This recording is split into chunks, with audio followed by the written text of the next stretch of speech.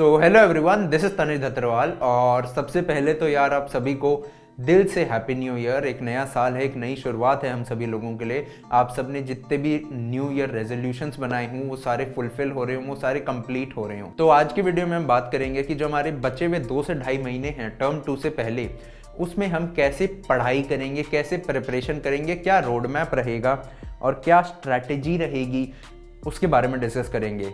ये स्टार्ट करने से पहले आपसे एक न्यूज़ आ रही है, एक मार्केट में एक रिसोर्सेज से न्यूज़ है कि जो पेपर है इस बार वो सब्जेक्टिव भी हो सकता है, ऑब्जेक्टिव भी हो सकता है और दोनों का मिक्स भी हो सकता है। अब ये जो न्यूज़ है ये सीबीएसई ने ऑफिशियली तो रिलीज़ नहीं की है, लेकिन काफ़ी न्यूज़ चैनल्स, काफ़ी रिसोर्सेज से ये चीज़ आई है। तो अब इसमें हमारा ये रहेगा, हमारी स्ट्रैटेजी ये रहेगी, या तो हम वेट करें कि सीबीएसई ऑफिशियल न्यूज़ निकालेगी 1 महीने, या फिर हम पहले ही प्रिपेयर हो जाए, हमारा टाइम भी सेव हो।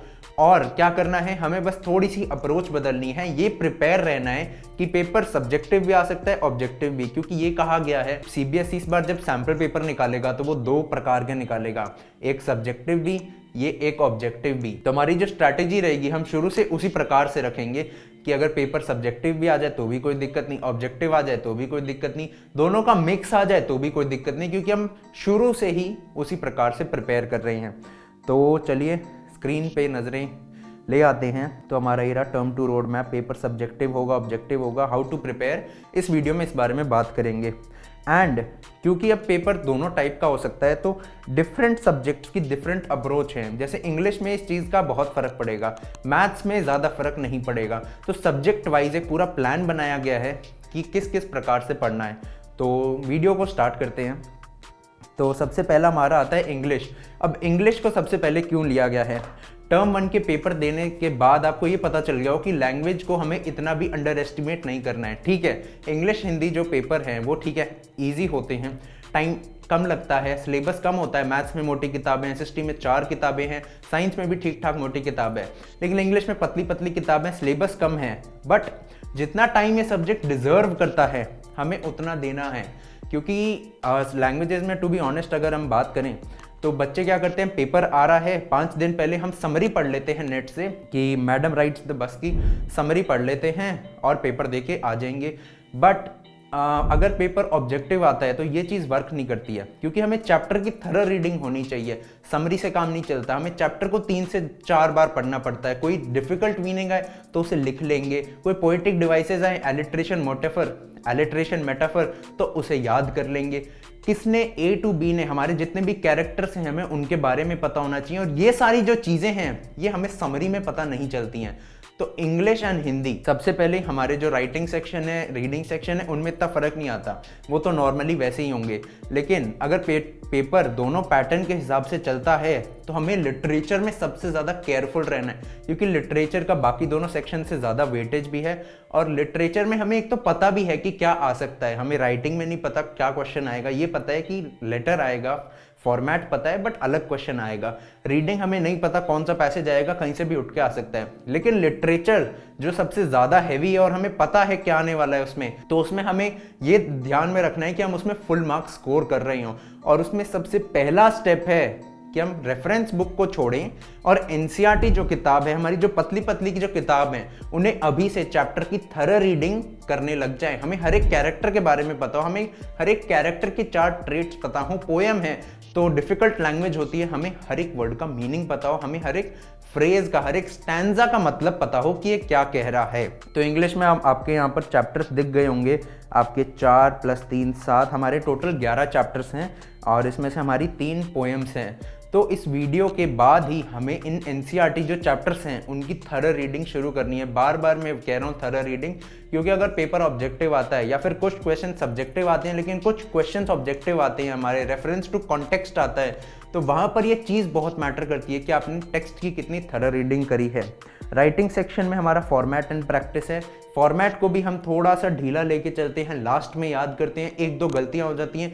जो चीज़ हमें पता ही है, फॉर्मेट में ही हमारा 1 नंबर कभी कभी कट जाता है, तो उसका हमें ध्यान रखना है। रीडिंग में तो क्या है, हमारा प्रैक्टिस ही है। आपको मिनिमम 10 से 15 अनसीन पैसेजेस प्रैक्टिस करनी है, वो चाहे अलग से करो आप, चाहे सैम्पल पेपर के थ्रू करो।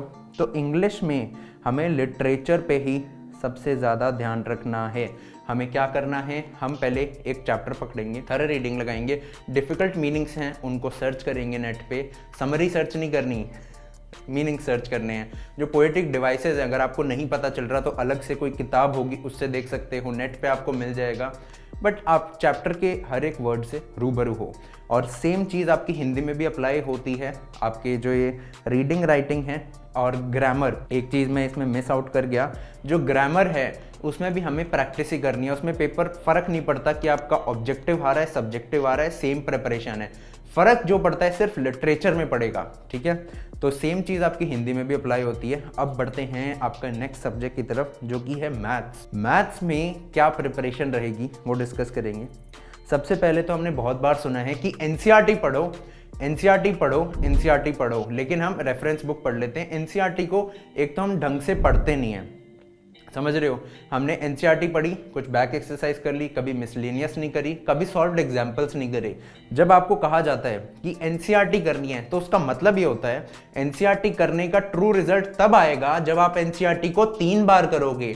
3 बार कैसे भैया? पहली बार हम सारे क्वेश्चंस करेंगे, हम एक्सरसाइज करेंगे, हम सॉल्व्ड एग्जाम्पल्स करेंगे, सॉल्व्ड एग्जाम्पल्स करेंगे। ये काफ़ी चीज़ मिस्टेक होती है। मैंने मेरे टाइम में भी कुछ सॉल्व्ड एग्जाम्पल्स छोड़े थे, बट उसकी जगह फिर आरडीएन एग्जाम्पलर कर ली थी। तो हमें एनसीईआरटी को पूरा करना है। सेकेंड टाइम हम 50% ऑफ द क्वेश्चंस करेंगे, हम सारे क्वेश्चंस नहीं करेंगे। एंड थर्ड टाइम हम वो क्वेश्चंस करेंगे, मान लो 100 क्वेश्चंस हैं तो हम थर्ड टाइम 10 क्वेश्चंस करेंगे, 10% क्वेश्चंस करेंगे जो कि हमसे देख के नहीं हो रहे, हमें देखना पड़ रहा है उनका सोल्यूशन। वो क्वेश्चंस हम वापस प्रैक्टिस करेंगे, ठीक है। और जब वो हो जाता है तो फिर हम पीवाईक्यूज की तरफ बढ़ेंगे। एक बार हमने एनसीईआरटी कर ली 3 बार, पहली बार हमने 100% क्वेश्चंस कर ली, फिर हमने 50%, फिर हमने 10% जिनमें हमें थोड़ी दिक्कत आ रही है, हमें सोल्यूशन देखना पड़ रहा है, हमें वो याद करने पड़ रहे हैं। जैसे सर्कल्स में आपके थोड़े बहुत प्रूफ्स होंगे कि आपका एक पॉइंट दे दिया, एक सर्कल दे दिया, प्रूफ करो कि उस पॉइंट से जो टेंजेंट्स हैं दोनों वो इक्वल लेंथ के हैं अगर हम ड्रॉ करते हैं, तो उस चीज़ को हमें ध्यान में रखना है। और भैया ये बताओ कि मैथ्स में फुल स्कोर करने हैं तो उसके लिए कैसे कैसे पढ़ना है? ये बहुत कॉमन डाउट होता है कि ये सब्जेक्ट में कैसे कैसे पढ़ना है। तो हमारा सिंपल सा है, अगर आप एनसीईआरटी एंड पीवाईक्यूज भी पूरे कर लेते हो तो 90 to 95% पेपर आपका पूरा हो जाता है। तो हम पहले मेजर चंक की तरफ जाएंगे, भले ही हम पहले आरडी पे कूदें, हम पहले एग्जाम्पलर पे कूदें। अगर आपका पेपर अगर थोड़ा भी इजी आता है तो आप सिर्फ एनसीईआरटी एंड पीवाईक्यूज से पूरा पेपर 100 मार्क्स भी ला सकते हो। बट हम वर्स्ट केस सिनेरियो में कि पेपर थोड़ा डिफिकल्ट आ गया तो वो डिफिकल्ट सिर्फ 1-2 क्वेश्चंस आते हैं जो आपके एग्जाम्पलर लेवल के हो सकते हैं, वो आपके आरडी लेवल के हो सकते हैं, लेकिन पहले हम अपने 90 to 95% जो मार्क्स हैं वो पूरे पक्के कर लें। उसके बाद आपके selected questions from RD Sharma and exemplar, आपके जो टफ क्वेश्चंस हैं वो हम कर लें। और ये सारे झंझटों में नहीं पढ़ना है कि पहले एनसीईआरटी करनी है, ये सब चीज़ें तो आप अपनी कक्षा के मैथ्स के लेक्चर्स रेफर कर सकते हो। उन लेक्चर्स को बनाएं इस पर्पस से, जैसे आपका क्वाड्रेटिक इक्वेशंस है उसके 5 लेक्चर्स डल गए हैं। अब 5 लेक्चर्स इतनी डिटेल में डालने का पर्पस ही यही है कि आपकी वहीं पर एनसीईआरटी कवर हो जाए, आपके वहीं पर पीवाईक्यूज कवर हो जाए, आपके वहीं पर प्रूफ सारे कवर हो जाएं, आपको अलग से एग्जाम्पलर और आरडी रेफर नहीं करनी पड़े, क्योंकि वहीं पर आपके सारे क्वेश्चंस जो हैं, सेलेक्टेड क्वेश्चंस हैं, वो करवा रखे हैं। बाकी अगर आप एनसीईआरटी एंड पीवाईक्यूज वो भी करने हैं, बट ये होता है कि एनसीईआरटी से नंबर थोड़ी आएंगे, सिर्फ पीवाईक्यूज से नंबर थोड़ी आएंगे, हमें तो कोई मोटी मोटी किताबें करनी है। हाँ वो करनी है, बट पहले ये वाला पोर्शन कर लो, क्योंकि 90 to 95% जो पेपर है वो तो यहीं से आएगा, जो 5% है वो यहाँ से आता है। अगर पेपर थोड़ा ठीक ठाक हुआ, नहीं तो 100% ही यहीं से आता है। तो ये चीज़ हम बाद में, पहले हम जो बेसिक है वो कर लें। उसके लिए आपको जैसे बताया लेक्चर्स रेफर कर सकते हो। अब how not to do NCERT. NCERT को जैसे अब मैंने पहले ही बता दिया है, हमें बैक एक्सरसाइज करनी है। सॉल्व्ड एग्जाम्पल्स को नेग्लेक्ट करते हैं हम कि ठीक है तो सॉल्व्ड हैं, कौन करेगा। जो सॉल्व्ड एग्जाम्पल्स हैं उनमें ज़्यादा अच्छे क्वेश्चंस होते हैं कंपेयर टू एक्सरसाइजेस। थोड़े टफ होते हैं, थोड़े ट्रिकी होते हैं। अगर आपने कभी एक्चुअल में कभी सॉल्व किया हो तो हमें पहले सॉल्व्ड एग्जाम्पल्स करने हैं, फिर हमें एक्सरसाइज करनी है, फिर हम सर्कल कर लेंगे कि कौन से जो क्वेश्चंस हैं वो थोड़े टफ हैं, उन्हें हम वापस करेंगे। And how to do PYQs. PYQs जब आप एक चैप्टर के करके बैठोगे, सबसे पहले तो कोई भी पब्लिकेशन की फ़र्क नहीं पड़ता, कोई भी पब्लिकेशन लो आप, उसमें चैप्टर वाइज वाले लेने हैं। जब आपने एनसीईआरटी कर ली आप उसके पीवाईक्यूज करोगे। जब आप एक चैप्टर के 10, 20, 30 पीवाईक्यूज करोगे तो उनमें से 5 क्वेश्चंस होंगे जिनमें आपको दिक्कत आएगी, जो आपसे पहली बार में नहीं हुए, उनको सर्कल कर लेना है। अब उन्हें वापस करना है, उन्हें 3 से 4 बार करना है। तो आपके पास एक सेलेक्टेड क्वेश्चंस का बैंक होगा, टफ क्वेश्चन, जो कि एनसीईआरटी में कुछ टफ क्वेश्चंस होंगे, आपके कुछ पीवाईक्यूज में टफ क्वेश्चंस होंगे। आपने उन्हें बार बार जब कर लिया, फिर आप कूदो आरडी पे, फिर आप कूदो एग्जाम्पलर पे, फिर आप ऑब्जेक्टिव की प्रैक्टिस करो एग्जाम्पलर पे। बट पहले जो हमारा जो बेस है वो क्लियर होना चाहिए, वो एकदम सही होना चाहिए। नोट, पेपर सब्जेक्टिव ही आएगा, ये तो कह रहे हैं कि ऑब्जेक्टिव आ सकता है, तो हम ये दिमाग में रख रहे हैं कि हम आरडी एग्जाम्पलर से ऑब्जेक्टिव भी प्रैक्टिस करेंगे। इस चक्कर में अपने थ्योरम्स एंड प्रूफ मत छोड़ देना, जैसे सर्कल में ही हो गया टेंजेंट वाला, इक्वल लेंथ है, प्रूफ करो। तो थ्योरम्स जो हैं वो हमें याद करने हैं, वो भी लेक्चर्स में कराए गए हैं, आप रेफर कर सकते हो, डिस्क्रिप्शन बॉक्स में आपको लिंक मिल जाएगा। नेक्स्ट, सोशल साइंस, मेरा फेवरेट। मेरे टाइम में मुझे सबसे ज़्यादा डर लगता था, बट जब मैंने लास्ट टाइम प्रिपेयर किया, मार्क्स अच्छे आए, तो वही है, अगर चीज़ को पढ़ लेते हैं, इजी लगती है, तो वो चीज़ फेवरेट हो जाती है। तो आपके टर्म 1 के नोट्स डल चुके थे। टर्म 2 में आपका जो पहला चैप्टर है नेशनलिज्म इन इंडिया, इसके नोट्स डल चुके हैं, आपको यहाँ पर स्क्रॉल होते हुए दिख जाएंगे। अब एसएसटी को कैसे प्रिपेयर करना है? एसएसटी में कोई एग्जाम्पलर, कोई आरडी नहीं होती, केवल और केवल एनसीईआरटी होती है। अब एनसीईआरटी जो है, ठीक है, हिस्ट्री की जैसे है, थोड़ी लैंग्वेज टफ है, पढ़ने का मन नहीं करता, बोरिंग लैंग्वेज है, और फिर अलग से पीवाईक्यूज भी करने पड़ते हैं। तो ये सारी चीज़ें ना करनी पड़े, थोड़ा फन, थोड़ा इंटरेस्टिंग वे में हो, वो सारे नोट्स में आपको प्रोवाइड कर दिए गए हैं। धीरे धीरे अगले 15 से 20 दिनों में आपके सारे नोट्स कवर हो जाएंगे। अगर आपको स्टार्ट करना है, अगर आपको रेफर करना है, तो आपको इसका भी लिंक इन डिस्क्रिप्शन बॉक्स मिल जाएगा। जो नोट्स हैं कलरफुल हैं, आपको प्रिंट निकालना है तो डबल साइडेड प्रिंट निकालना, जिससे जो थिकनेस है वो कम हो जाएगी, कम पेजेस में आपके नोट्स आ जाएंगे। आपके मीम्स डाले गए हैं, बहुत थरली पीवाईक्यूज को इंटीग्रेट किया गया है 10 से 12 साल के, जिससे आपको ये भी पता चले कि पिछले 3 से 4 साल में कौन सा क्वेश्चन ज़्यादा पूछा गया है, तो उसके इस साल भी पूछने के चांसेस ज़्यादा हैं। ठीक है, तो हिस्ट्री में हमारे 3 चैप्टर्स हैं, ज्योग्राफी में हमारे 3 चैप्टर्स हैं, सिविक्स में 2 चैप्टर्स हैं, एंड इको में 2 चैप्टर्स हैं। अगर आपको ये है कि एनसीईआरटी नहीं पढ़नी है, पीवाईक्यूज अलग से नहीं करने हैं, तो आप इन नोट्स को रेफर कर सकते हो। आपने एनसीईआरटी पढ़ रखी है तो भी नोट्स को रेफर कर सकते हो। रिविजन के लिए नहीं, डिटेल नोट्स हैं, 15-15, 10 से 15 पेजेस के डिटेल नोट्स हैं, मतलब इसके बाहर कुछ नहीं, क्योंकि पूरी एनसीईआरटी ही एकदम कवर की गई है, थोड़ा इंटरेस्टिंग वे में, थोड़ा पॉइंट वाइज, थोड़ा ऑर्गेनाइज, ताकि हम जब उन्हें बार बार पढ़ें। एक तो ये रखना कि जो सीबीएसई है वो हमारा टफ एग्जाम नहीं है, आपका रिवीजन का पेपर है। आपने एक बार रिवीजन किया, आपके 90 नंबर आएंगे, आपने 2 बार रिवीजन किया, 95 के बाद आपको 5 बार रिवीजन करना पड़ेगा अगर आपको 95% के ब्रैकेट से उठना है। आपने देखा होगा 95 बहुत ज़्यादा बच्चों के आते हैं, बहुत ही ह्यूज नंबर, 10-10 हज़ार बच्चों के आते हैं। बट जो 97-98 वाला ब्रैकेट होता है, क्या वो कुछ स्पेशल पढ़ के जाता है? क्या वो कुछ अलग खा के जाता है ब्रेकफास्ट में एग्जाम के दिन? नहीं, वो बस सेम चीज को बार बार पढ़ रहा है, बार बार पढ़ रहा है, क्योंकि जो 95 ला रहा है उसकी भी औकात है कि वो 100 ला सकता था, बस उसने गलती कर दी। गलती क्यों कर दी? क्योंकि प्रैक्टिस कम थी। तो प्रैक्टिस हमें करनी है। तो इसमें हम अलग अलग रिसोर्सेज में जाने से टाइम वेस्ट करें अपना, पहले एनसीईआरटी पढ़ें, एनसीईआरटी समझ नहीं आए, फिर कौन कौन से पीवाईक्यूज हैं वो करें।